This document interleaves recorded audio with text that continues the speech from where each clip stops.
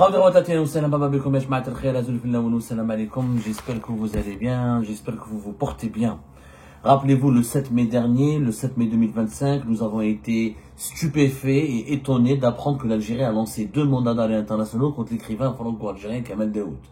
Il est algérien, mais il est français aussi depuis très peu. Je crois qu'il a été naturalisé vers 2023, 2022. Il a été naturalisé en tout cas bien avant Kamel Boualem Sansal. Qui a été naturalisé lui français en 2024. Bon, pourquoi il a été naturalisé? Est-ce qu'il devait être naturalisé? Pourquoi il a pris la nationalité française? Ça, c'est entre lui et sa conscience, c'est un choix privé que nous respectons naturellement et que nous respectons, et on n'est même pas là pour le commenter. On n'est vraiment pas là pour le commenter. Franchement, il a été naturalisé même français en 2020. Voilà, bien avant Boualem Sansal, bien avant. Donc en 2020. Donc c'est son choix. Comme on dit en algérien, le problème c'est que 2 mandats d'arrêt internationaux contre un écrivain pour un livre, c'est quand même étonnant.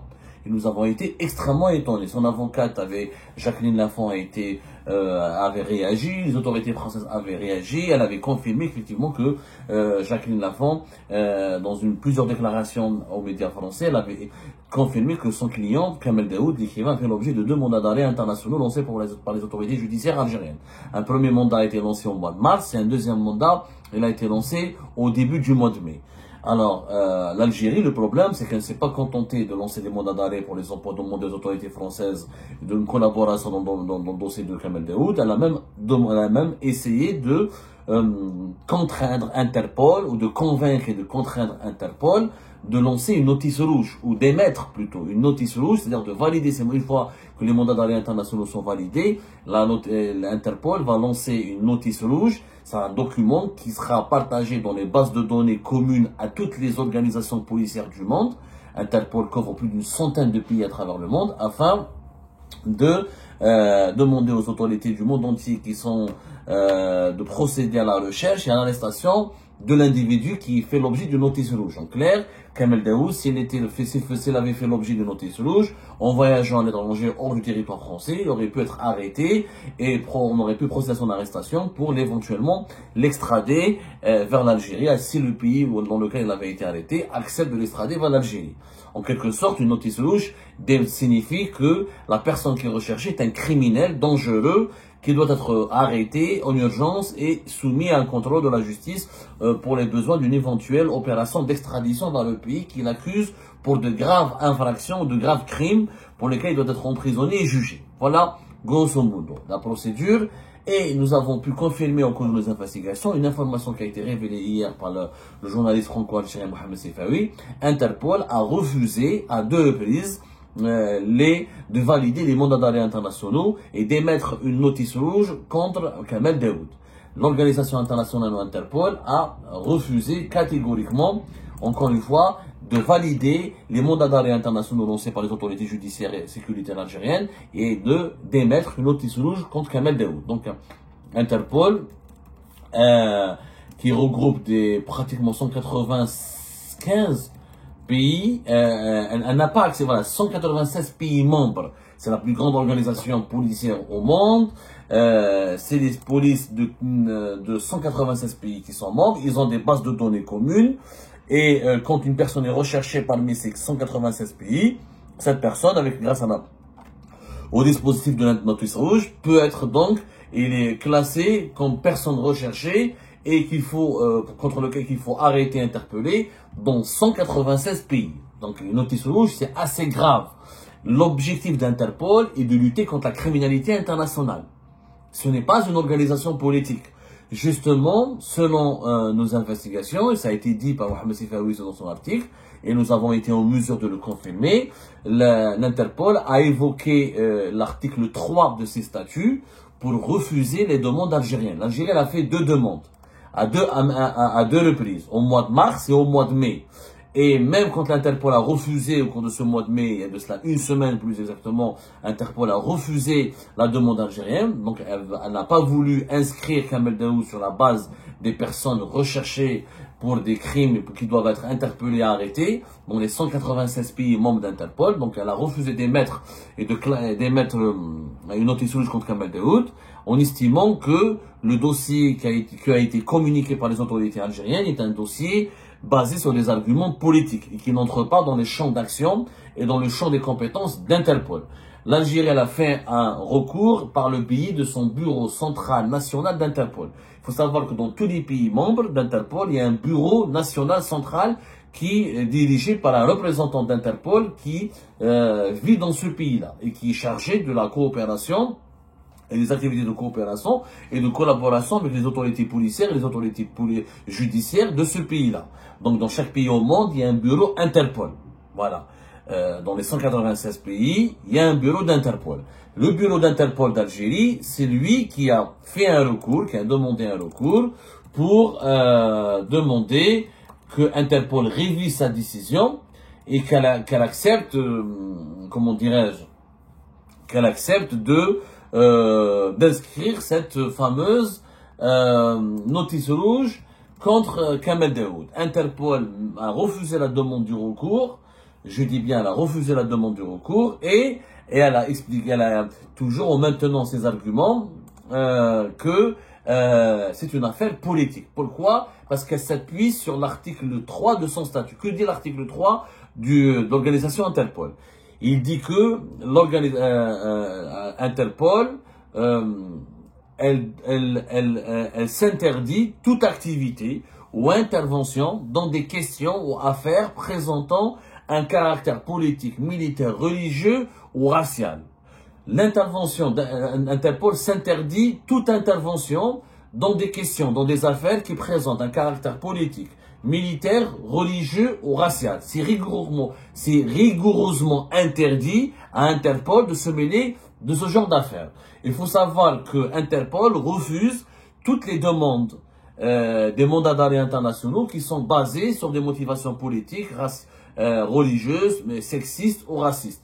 Par exemple, la prédominance, voilà ce que dit l'article 3 du statut d'Interpol, la prédominance d'éléments d'ordre politique, militaire, religieux ou racial dans le dossier, dans un dossier de demande d'une demande d'interpellation, d'une demande de mandat d'arrêt international, est tout simplement refusée par Interpol. Interpol ne peut pas lancer une notice rouge contre quelqu'un qui est recherché par exemple par la justice militaire, qui est recherché pour des motivations politiques ou des motivations religieuses, pour des délits à caractère politique, à caractère religieux, à caractère sexiste. L'Assemblée générale d'Interpol s'occupe uniquement des affaires de terrorisme ou des affaires de délits, de criminalité très grave. En fait, Interpol est une organisation policière. Quand, par exemple, elle est saisie pour une demande de notice rouge, elle doit s'assurer de la nature de l'infraction, elle doit vérifier le statut des personnes concernées par cette infraction, elle doit vérifier l'identité des sources et des informations qui nous sont communiquées, elle doit vérifier la position de la personne qui est recherchée, elle doit vérifier les obligations par rapport au droit international et la conformité de cette demande par rapport au droit international, et elle doit veiller sur le principe de neutralité. Interpol doit être neutre face aux affaires politiques. En clair, Interpol elle est chargée uniquement de lutter contre la criminalité internationale. Trafic de drogue, trafic d'armes, les affaires d'homicide, les affaires d'enrichissement illicite. Quand il y a une violation du droit, les affaires de droit commun, pas les affaires politiques. Et donc, c'est au nom de l'article 3 du statut d'Interpol que Interpol a refusé les demandes des deux mandats d'arrêt internationaux de l'Algérie. Il n'y aura pas de notice rouge contre Kamel Daoud. Et en réalité, dans sa réponse à l'Algérie, selon nos sources, Interpol a déploré une sorte d'instrumentalisation politique de ses services et de son organisation dans une affaire politique. Interpol a compris que le régime algérien voulait l'instrumentaliser politiquement pour emmerder, pour restreindre les libertés de circulation de Kamel Daoud, parce que quand on a un mandat d'arrêt international, quand on a une notice rouge, on ne peut pas voyager à travers le monde entier, on ne peut pas aller dans certains pays, sachant que Kamel Daoud a la double nationalité, donc il est français, donc la France ne peut pas l'extrader. Si la France accepte le mandat d'arrêt de l'Algérie, elle ne peut pas l'extrader, elle doit le juger sur place. Et dans les pays européens, si Kamel Daoud voyage, Même s'il a une notice rouge, les pays européens ne peuvent pas extrader un ressortissant français, et ils doivent d'abord le renvoyer en France. Mais comme la notice rouge n'a pas été acceptée, donc Kamel Daoud peut voyager là où il veut, n'importe où à travers le monde. Aucun pays n'a le droit de procéder à son arrestation, sauf les pays avec lesquels il y a des accords de coopération. Parce que là, il y a Interpol, il y a d'autres organisations régionales, Arabpol par exemple, ou Afrikpol. Ça, c'est des organisations régionales. Par exemple, Arabpol, malheureusement,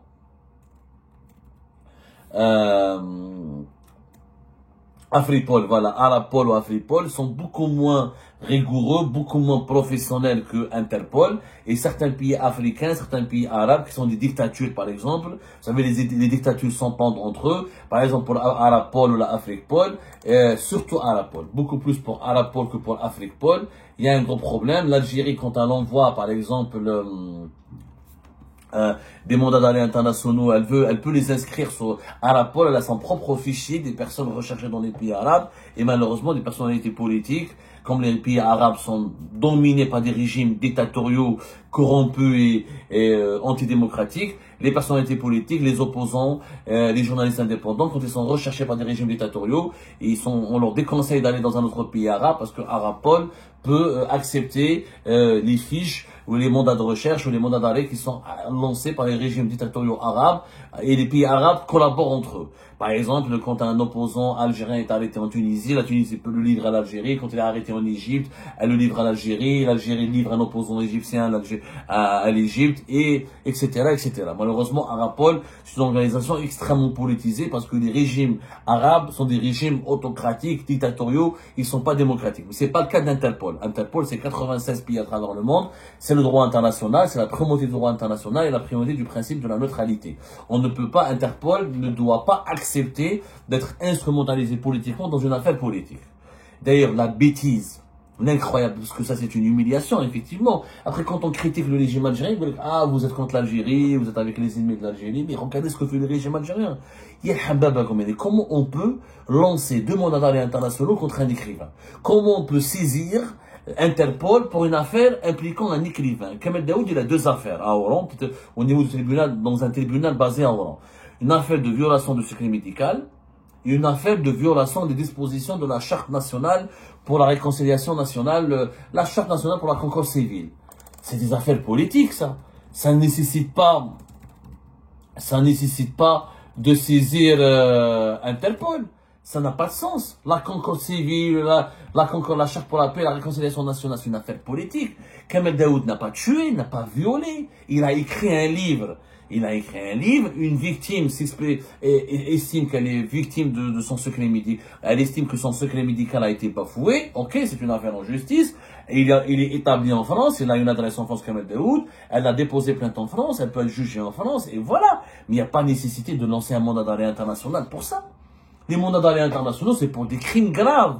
C'est pour une affaire criminelle. C'est pour les activités criminelles. Les vols, trafic d'armes, terrorisme, corruption avérée, détournement de fonds publics, détournement d'argent public, homicide volontaire ou involontaire, trafic d'armes, trafic d'êtres humains. Ça, oui, c'est des affaires qui passent par l'Interpol et par une notice rouge. Mais une affaire d'un écrivain qui a écrit un livre. Une personne estime que son secret médical a été bafoué. Une justice, d'abord il faudrait que la culpabilité de Kamel Daoud soit prouvée. Donc il faut qu'il y ait un débat contradictoire, un procès équitable, et voilà. Mais ça ne nécessite pas une notice rouge. Ça ne fait pas de Kamel Daoud un criminel ou un terroriste. Le régime algérien s'est ridiculisé dans cette affaire. Il a démontré à Interpol, comme il a démontré à la communauté internationale, que c'est un régime liberticide qui cherche à se venger contre un écrivain. Il veut juste briser un écrivain, il veut juste s'attaquer à un écrivain parce que cet écrivain le dérange. Il instrumentalise c'est des affaires de droit commun qui ne sont pas criminelles, c'est pas des crimes, c'est des délits.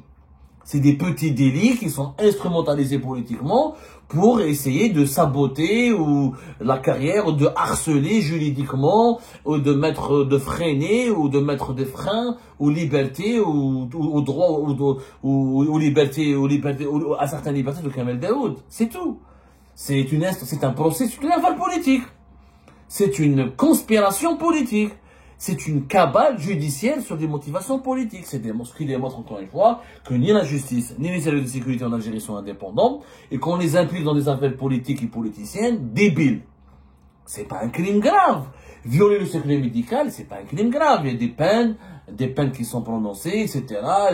Il faut vraiment d'abord le prouver que Kamel Daoudi est coupable. Il n'a pas été encore, pour le moment, il est présumé innocent. Sa victime, elle est prise, elle se dit sincère, mais elle doit fournir des arguments et laisser la justice faire son travail. Mais c'était pas nécessaire d'impliquer Interpol dans cette affaire.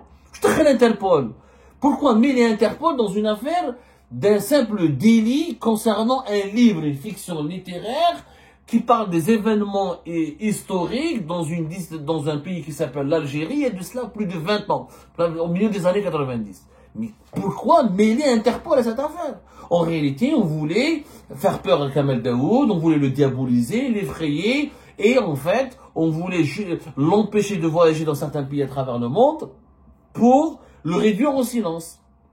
C'est une forme de persécution. C'est de la persécution. Si Kamel Daoud avait violé ou volé ou tué, on le compte. C'est justifié de s'en prendre à lui. Mais s'acharner contre lui à ce point, ça démontre qu'il y a une motivation politique. Le régime algérien veut le faire taire. Cet écrivain le dérange. Est-ce qu'il est bon ou pas bon, Kamel Daoud? Ça, c'est autre chose. Est-ce qu'on doit être d'accord avec lui ou pas d'accord avec lui? C'est autre chose. Mais le transformer en criminel et obliger Interpol à émettre une notice internationale contre lui et le classer comme un criminel dangereux qui doit être arrêté, c'est du n'importe quoi. C'est une honte absolue, encore une fois. Cet échec de l'Algérie, des autorités algériennes et de la justice algérienne et des services de sécurité algériens à Interpol démontre que ce pays, que l'Algérie est un pays qui n'est pas sérieux, il n'est pas crédible. C'est une très mauvaise image, que l'on donne de l'Algérie. Le préjudice moral pour l'État algérien, il est immense dans cette affaire-là. Ça prouve que c'est un État totalement dictatorial qui veut se venger et s'en prendre à un écrivain qui le dérange. Et ça rabaisse l'Algérie, ça n'auront pas du tout service à notre pays. C'est une honte, encore une fois. Interpol, je pense qu'elle devra procéder à son examen et à réexaminer ses relations avec l'Algérie. Il y a énormément de demandes d'arrêt internationaux lancées par les autorités algériennes et des demandes pour des notices rouges qui parviennent à Interpol, qui sont de simples machinations politiques. Et comme Interpol a raison de se protéger contre toute instrumentalisation politique, son but est de lutter, d'arrêter les criminels. Et pas de traquer les opposants et les écrivains et les personnalités politiques qui dérangent les dirigeants algériens.